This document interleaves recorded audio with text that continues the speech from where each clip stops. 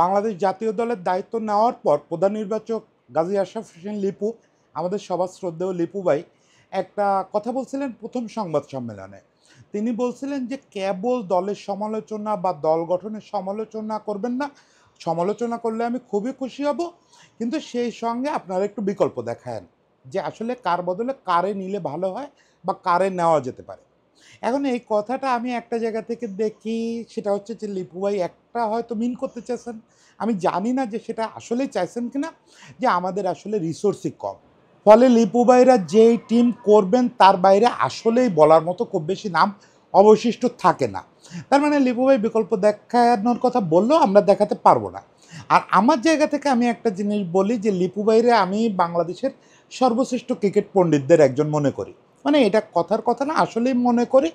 ফলে তাকে কিছু দেখায় দেওয়া বা তাকে বিকল্প দেখানো, এইটা অন্তত আমার লেভেলের সাংবাদিক তো বটেই, সিনিয়রদের জন্য এটা খুব মানে কাজ, যে আসলে এটা আমাদের যোগ্যতায় কুলাবে না।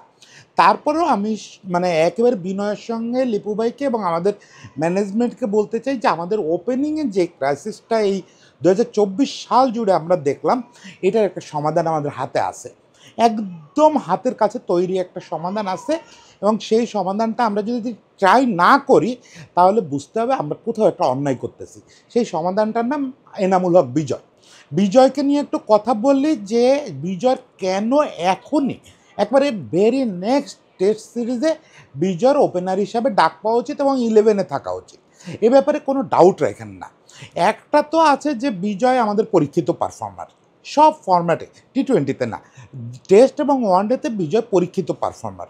এবং বিজয় বাংলাদেশের কিশোর তারকা ছিল একসময়, একেবারে যখন পিচ্ছি তখনই বিজয় সেই বিকেএসপি রেস্টুরেন্ট থাকা অবস্থায় সারা দেশে নাম ছড়ায় পড়ছিল ওর, শুধুমাত্র রেগুলার রান করার জন্য। তারপরে সে ন্যাশনাল টিমে এসে ওয়ানডেতে অন্তত নিজেরা প্রুভ করছে, কিন্তু কখনো ধারাবাহিকভাবে রান পায় নাই। এখন গত কয়েক বছর ধরে আমাদের ঘরোয়া ক্রিকেটের সবচেয়ে নিয়মিত রান স্কোরার হচ্ছে বিজয়। মজার ব্যাপার হচ্ছে আমাদের ঘরোয়া ক্রিকেট মূলত এনসিএল, মানে যেটা লঙ্গার ভার্সন, সেখানে সে সবচেয়ে ধারাবাহিক রান স্কোরার হওয়ার পরেও সে টেস্টে একদমই সুযোগ পায় না বললে চলে। ফলে শুধু বিজয়ের দিকে তাকায়, মানে তার রান স্কোরিং অ্যাবিলিটি এবং রেগুলার পারফরমেন্সের দিকে তাকায় হলেও তাকে দলে নেওয়া দরকার। এটা তো দেখলাম একটা পার্সপেক্টিভ, কিন্তু দ্বিতীয় যেটা আমাদের জরুরত, আমাদের জাতীয় জরুরত, সেটা হচ্ছে যে আমাদের দলে একজন ইনফর্ম ওপেনার এই মুহূর্তে দরকার। একবারে যদি সুযোগ থাকে, মানে যেহেতু ওয়েস্ট ইন্ডিজে আর কোনো আমাদের খেলা নাই, তাহলে আমি সুযোগ থাকলে বলতাম যে টেস্ট চলা অবস্থায় 11-এর থেকে জয়রে বাদ দিয়ে বিজয়রে ঢুকায় দেন। মানে পরিস্থিতিটা এতটাই সঙ্গীন হয়েছে। দেখেন, আমি পরিসংখ্যান মুখস্থ করে বসি নাই, আর আমার কাছে মনে হয়েছে যে এই পরিসংখ্যান আসলে খুব অর্থহীন, কারণ প্রত্যেকে সাদা চোখে দেখতে পাচ্ছেন যে আমাদের 3 ওপেনার দলের সঙ্গেই থাকতেছে এখন, জয়, সাদমান, জাকির, তিনজনই প্রুভেন ফেলিওর। এই 2024 সালে এদের তিনজনের কাছ থেকে আমরা প্রায় কিছুই পাই নাই, প্রায় কিছুই পাই নাই। তার চেয়ে বড় কথা, তারা যে নগ্নভাবে আউট হচ্ছেন ম্যাচের পর ম্যাচ, ইনিংসের পর ইনিংস, এটা খুব অড লুকিং হয়ে দাঁড়াইছে। মানে আপনার একটা দুইটা ওপেনার আউট অফ ফর্ম কিছুদিন থাকতেই পারে, সেটা খুব বড় ব্যাপার না, তাতে একেবারে মান ইজ্জত চলে যায় না, কাছা খুলে যায় না। কিন্তু আমাদের ওপেনাররা যেভাবে ব্যাট করতেছে, এটা কাছা খুলে যাওয়ার মতো ব্যাটিং। সেটা হচ্ছে যে একটু মুভমেন্ট হলেই যেই বল ভিতরে ঢুকতেছে এরা আউট হয়ে যাচ্ছে। হ্যাঁ, ছোটোবেলায় মানে আমি তো ক্রিকেট খেলি নাই ওই রকম কোনো রকম খেলি নাই, তো কিন্তু প্রচুর ক্রিকেট ইনভলভ ছিলাম, তো দেখতাম একবারে গ্রাম থেকে শুরু করে বাগেরহাট শহর, ঢাকা শহর, সব জায়গায় কোচদের একটা বেসিক শিক্ষা ছিল, সেটা হচ্ছে ব্যাট প্যাডের মাঝখানে যেন ফাঁক না থাকে, ইনকামিং ডেলিভারিতে পাটা যেন ঠিক জায়গায় যায়, ব্যাটটা যেন ঠিক জায়গায় নামে। এই যে বেসিকটা, এটা আমার ধারণা আজকাল এই যে আবাহনী মাঠে যে বাচ্চারা প্র্যাকটিস করে ওদেরও এটা ঠিক আছে। এইটুকু মুভমেন্টের সঙ্গে অ্যাডজাস্ট করতে না পারলে তার আসলে ইন্টারন্যাশনালে খেলারই দরকার নেই। আমাদের এই 3 ওপেনার রেগুলার সেই জিনিসটা করতেছেন, রেগুলার তারা দেখায় দিচ্ছেন যে তাদের ওই মুভমেন্টে খেলা কোনো কোয়ালিটি নেই। এখন কথা হচ্ছে যে মুভমেন্টের সঙ্গে মানায় না নিয়েও পৃথিবীর বহু ব্যাটসম্যান সফল হয়েছেন, এখন তারা তো রান করছেন, আপনারা তো রান করতে পারতেছেন না। ফলে এই 3 ওপেনারকেই একসঙ্গে বাদ দিয়ে যদি 3 জন ঢুকানো যেত, সেটা হচ্ছে সবচেয়ে আইডিয়াল সিনারিও। আমি এর মাঝে কোনো একটা কন্টেন্টে বলতেছিলাম যে পরিস্থিতি এরকম হয়েছে যে বোলারদের কয়েকজনরা বাদ দিয়ে বাকি সবাইরে চেঞ্জ করতে পারলে ভালো হতো। তো সেই অবস্থা তো আমাদের নাই, ওই রিসোর্সের কথা যে শুরুতেই বললাম রিসোর্স নাই। এখন কথা হচ্ছে যে আমাদের একটা ওপেনার ইমিডিয়েট দলে ঢোকানো দরকার, সেটা হচ্ছে যে বিজয়কে। বিজয়কে আপনি কার জায়গায় ঢোকাবেন? যেহেতু তিন ওপেনার প্রায় একই রকম খারাপ করতেছে, তাহলে এর ভিতর থেকে সবার আগে বাদ দিতে হবে জয়কে। হ্যাঁ, জয় কিন্তু মূলত মেকশিফট ওপেনার। জয় যখন টেস্টে এই যে মেকশিফট ওপেনার হিসাবে তার শুরু হলো, তখনও পর্যন্ত আমি টুকটাক রিপোর্টিং করি। সেই ম্যাচটা আমি চিটাগাঙে ছিলাম। তো জয় নিজেও কোনো দিন কল্পনা করে নাই যে সে সর্বোচ্চ লেভেলে এসে ওপেনিং করবে। সে তার ক্যারিয়ারে এর আগে সম্ভবত কোনো দিন কোনো ফর্মেটে ওপেন করে নাই। আমাদের ম্যানেজমেন্টের মনে হয়েছে সে যেহেতু ফর্মে আছে, ও আগের সিজন লঙ্গার ভার্সনে খুব ভালো রান করছিল, ও 4-5 নাম্বারে ব্যাট করতো, ওরে ওপেনার বানায় দেওয়া হলো এবং খুব কুইক ও কিছু সাকসেস পেল। এটা নতুন ব্যাটসম্যানদের সাকসেস পাওয়ার কিছু থিওরি আছে, এটা পায়। এটা কারণ হচ্ছে কি যে যদি ইনফর্ম থাকে তাহলে তার সম্পর্কে তো ওই প্রতিপক্ষের কাছে অ্যানালিসিস টেসিস বেশি থাকে না, ফলে সে কুইক কিছু সাকসেস পায়। জয় পাইলো, তারপর থেকে জয়ের অবস্থা কিন্তু যাচ্ছে তাই, ওর টেকনিক একদম হয়ে গেছে, এক্সপোজ হয়ে গেছে। ফলে জয় হচ্ছে এই তিনজনের মধ্যে সবচেয়ে খারাপ অবস্থায় আছে। আপাতত যেটা করতে হবে, যদি একজন ঢোকানো হয় বিজয়কে, তাহলে জয়কে বাদ দিয়ে দিতে হবে। এবং বলতে পারেন জাকির আর সাদমান কী বিবেচনায় টিকবে? সাদমান হচ্ছে এই তিনজনের মধ্যে সবচেয়ে কোয়ালিটি, মানে মানেন বা নাই মানেন, এই তিনজনের মধ্যে টেকনিক্যালি এবং টেম্পারামেন্টের দিক থেকে সবচেয়ে ভালো হচ্ছে সাদমান।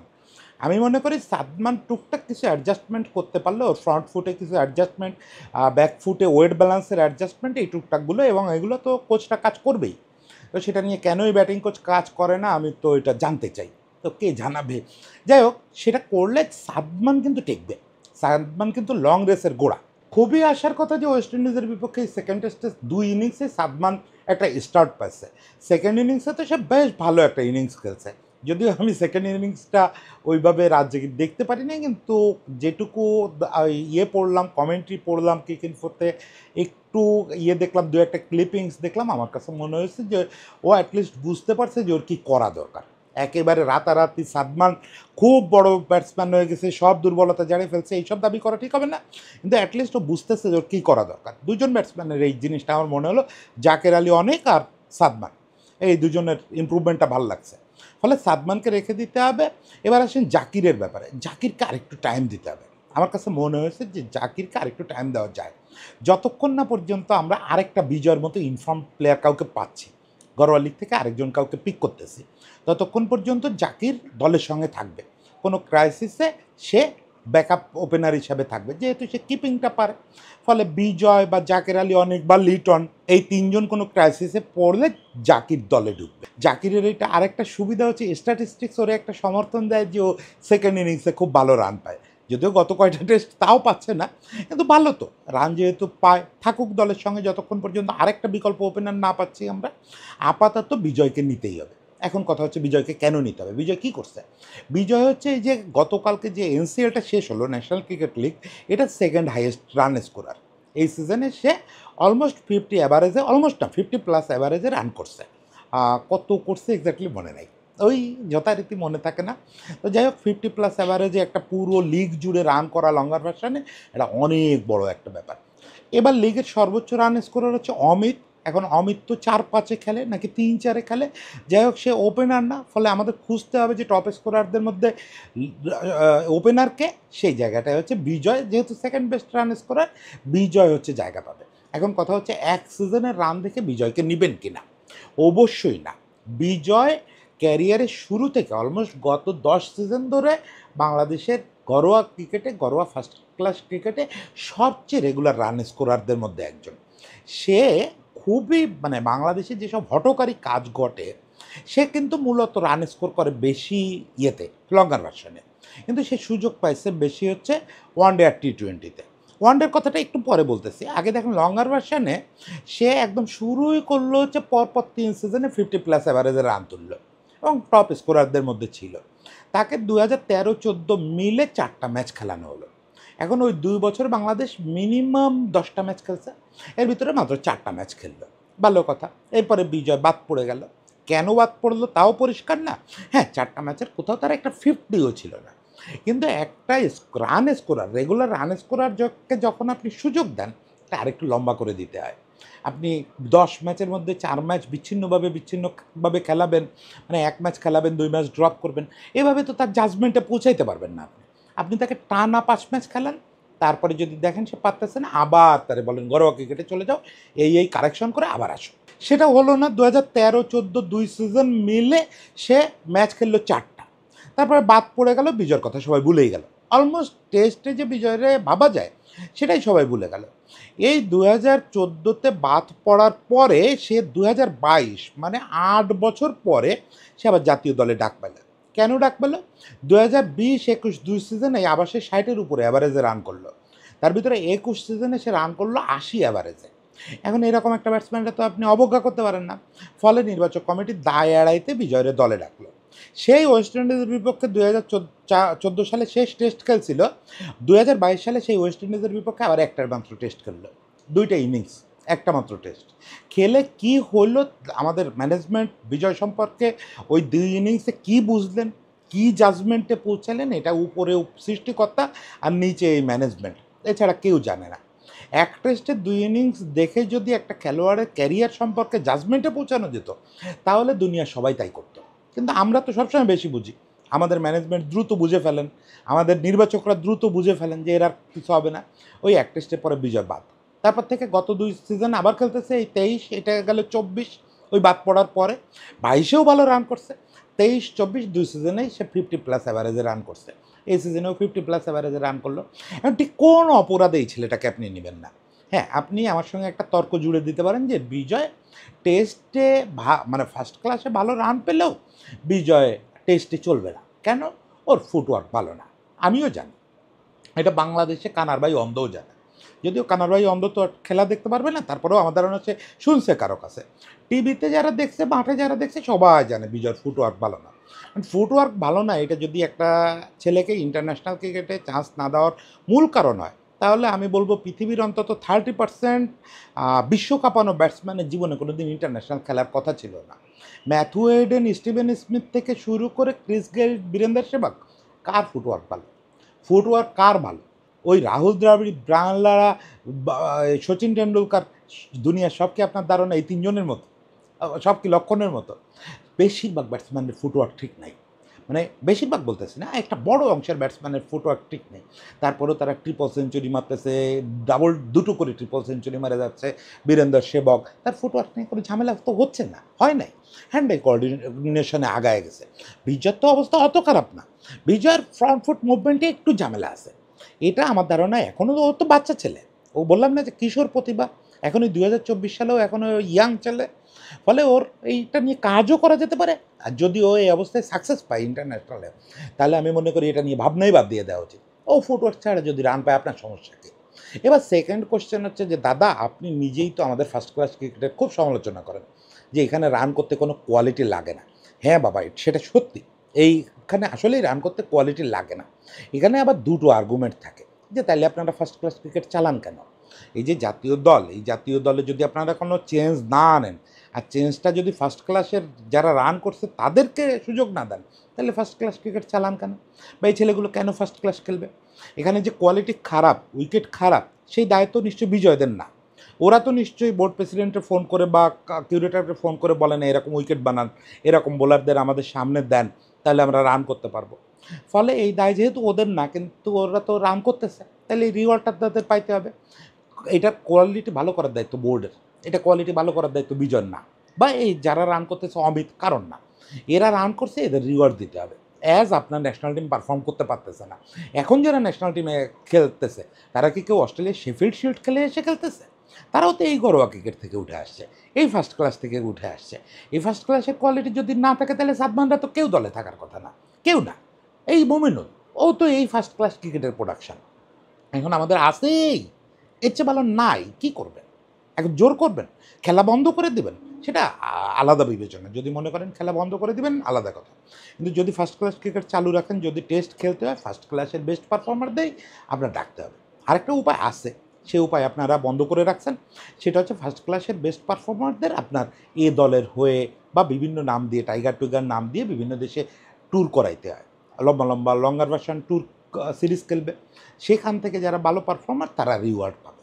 সে তো আমাদের নাই, কোনো পরিকল্পনা সেগুলো নাই, এগুলো নিয়ে আরেকদিন কথা বলবো, আজকে লম্বা হয়ে যাচ্ছে। মোদ্দা কথা, টেস্টে যে বিজয়কে ডাকতে হবে এবং ভেরি নেক্সট ম্যাচেই তাকে 11-এ ঢুকাইতে হবে, ব্যাপারে আমার অন্তত কোনো সন্দেহ নেই।